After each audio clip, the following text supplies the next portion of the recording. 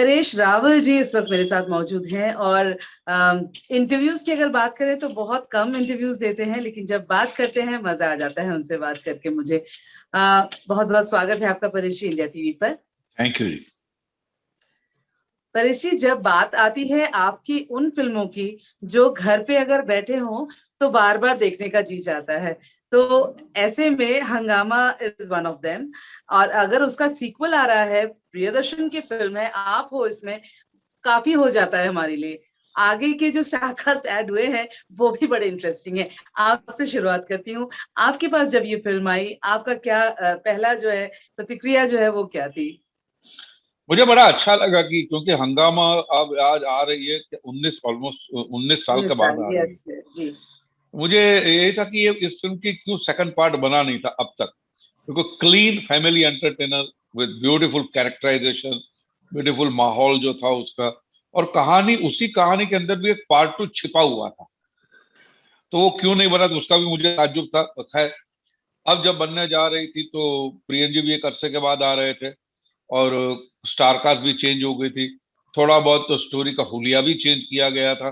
जी और आज के कोविड के टाइम में ओटीटी पे क्लीन फैमिली एंटरटेनर हमने बहुत कम देखे। क्लीन फैमिली माने आप रेयर मतलब रेयर समझे, रेयर। या क्लीन फैमिली एंटरटेनर जो फैमिली साथ बैठ के देख सके। तो वो आ रही है डिज्नी हॉटस्टार पे, तो उसकी भी बड़ी खुशी है।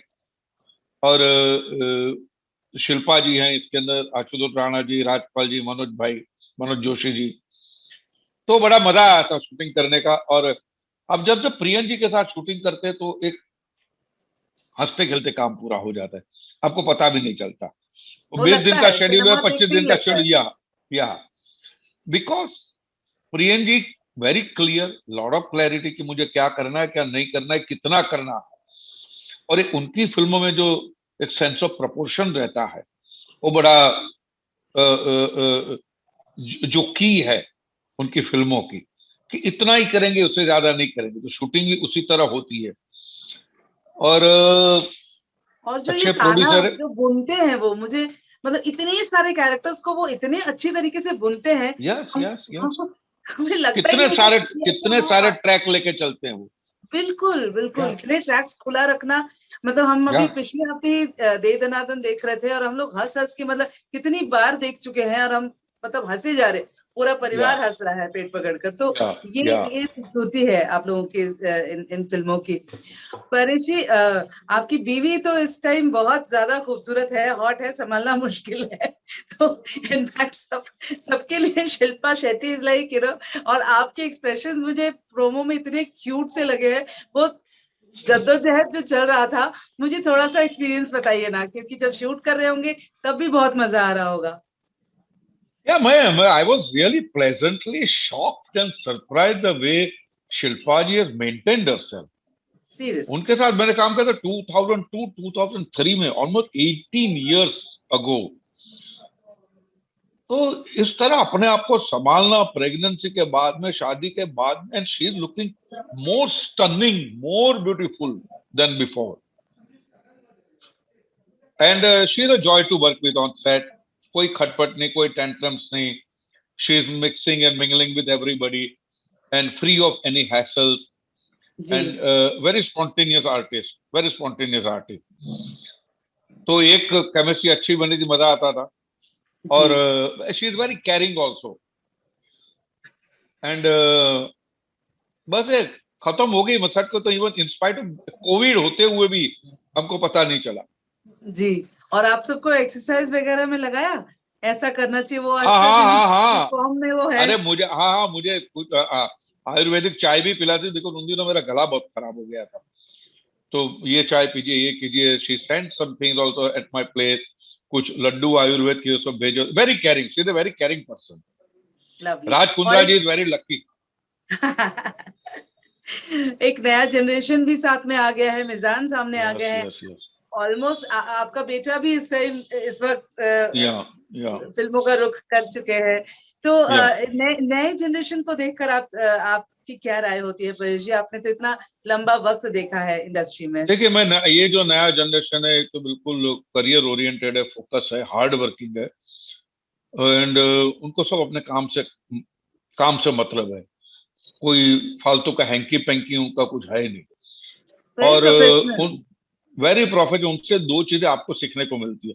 दूसरी मजे की बात यह है कि थोड़ी बहुत जो हमारे अंदर जो कॉम्प्लिसेंसी आ जाती है कि हम तो कुछ हैं, उसी वजह से जो लेथार्जी सेट इन होती है वो भी हमको जी झटक के काम करना पड़ेगा, नहीं तो ये लोग आपको दिखने नहीं देंगे।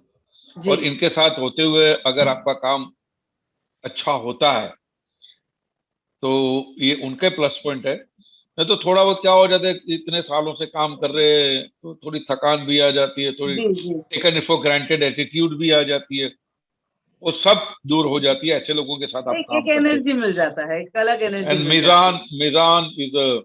Mizan is here to stay 100%. Coming from you is a big thing Paresh ji, because आप लोगों ने तो इतना देखा है सबको, और Yeah, जैसा कि आप हमेशा कहते हैं कि देयर इज नो शॉर्टकट, हमेशा मेहनत yeah, करनी पड़ती है, man, yeah, वक्त yeah, बिताना पड़ता है इंडस्ट्री में। yeah, आप yeah. आप थिएटर बैकग्राउंड से आए हैं परेश जी, थिएटर से फिल्मों की तरफ तो एक अलग ही लेयरिंग होती है। और आज जब एनएसडी के छात्रों को आप देखते हैं इस तरफ रुख करते हुए, आज आपको लगता है कि वो डिस्टेंस जो है थोड़ा सा उन लोगों के लिए आसान हुआ है because of OTT coming in, बहुत सारे एक्टर्स को काम मिलने लगा है। It's not just Yeah. About hero and heroine, it's ये अबाउट अ पहले लॉट बात ऑफ बात एक्टर्स। बिल्कुल सही बात कही आपने। तो क्या होता, पहले क्या होता था कि मैं पहले की बात करूँ ना, नसीर भाई के टाइम की, ओम जी के टाइम की, पंकज कपूर साहब वगैरह, वहां की जो तैयारी है और यहाँ की जो रिक्वायरमेंट है उसमें बहुत अंतर है।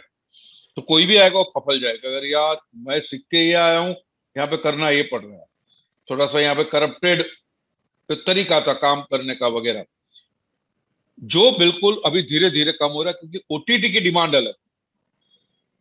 और दूसरी बात है कि नए नए राइटर डायरेक्टर आ रहे हैं, कितने सारे नए राइटर डायरेक्टर है, बड़ी खुशी की बात है। तो उनको पता कि मैं जो वहां से तैयार होकर आया हूँ, यहाँ पे ये ही मसाला लगता है, ये चीज से काम आती है। तो this is a very good sign and very good, they are coming at the right time. बस उनको मन लगा के, दिल लगा के काम करना है। That's it. जी बिल्कुल सही कहा आपने। मैं ज्यादा वक्त नहीं लूंगी, आखिरी सवाल करती हूँ। पैंडेमिक ने हर किसी को बहुत कुछ सिखा दिया। पिछले 1.5 साल से जिंदगी जैसे सबकी रुक सी गई है, थम गई है। ऐसे में परेश जी, आपने एक चीज जो अपने अपने अंदर जो हमेशा रहती है हमारे, लेकिन but we understand when we fall in some sort of situation, ऐसी कौन सी बात है जो आप ताजिंदगी याद रखेंगे इस दौर के बाद, और अपने बच्चों को भी वही चीजें जो है आप सिखाएंगे, क्योंकि माँ बाप जो है वो हमेशा से ही गाइड और गुरु होते हैं। एक बात तो हम सब जानते हैं कि life is very short, but कितनी शॉर्ट है वो कोविड ने हमको दिखा दिया कि आप जो समझते हैं उतनी भी शॉर्ट नहीं है, उससे कहीं ज्यादा शॉर्ट है। अच्छे अच्छे जवान लोग चले गए हैं इसके अंदर। जी दूसरी बात यह है कि हमें कंपेशन, जो हमारा कैरेक्टर है हिंदुस्तानियत का, कंपेशन, एक दूसरे की मदद करना, हेल्प करना, और उसके अंदर जो लेबरर का जो माइग्रेशन हुआ था वो बड़ा दिल दहलाने वाला था। वो कैसे गए थे इस शहर को छोड़ के, तो वो बहुत दुख हुआ था उस बात को लेकर कि जिन्होंने हमारा शहर बसाया उसको भी हम नहीं संभाल पाए, जो हमारे शहर में काम करते उनको भी हम नहीं संभाल पाए। तो ये थोड़ा अंदर झांकने की जरूरत है कि हम किस किस्म के लोग हैं। ये ये ये हिंदुस्तानी का कैरेक्टर नहीं हो सकता ऐसा। तो ये हमें समझने की जरूरत है। और ये ये बातें सिखा दी हमको, झंझोड़ के रख दिया था बिल्कुल। बिल्कुल बिल्कुल सही कहा आपने। परेश जी, बहुत बहुत शुक्रिया हमसे बात करने थैंक यू का। जी। और इस दौर में जो हम लोग गुजर रहे हैं, ऐसे में अगर छोटी सी भी खुशी, थोड़ा सा भी वक्त, अगर हम दिमाग को थोड़ा परेशानियों को या हटाकर ऐसी या फिल्में देखकर थोड़ा खुश हो लेते हैं, और आपकी ऐसी हंगामा जैसी फिल्में अगर हम देख लेते हैं, तो मुझे लगता है वो भी बहुत है। बहुत बहुत शुक्रिया आपका हमारे साथ थैंक यू जी, जुड़ने। Thank you so much, thank you.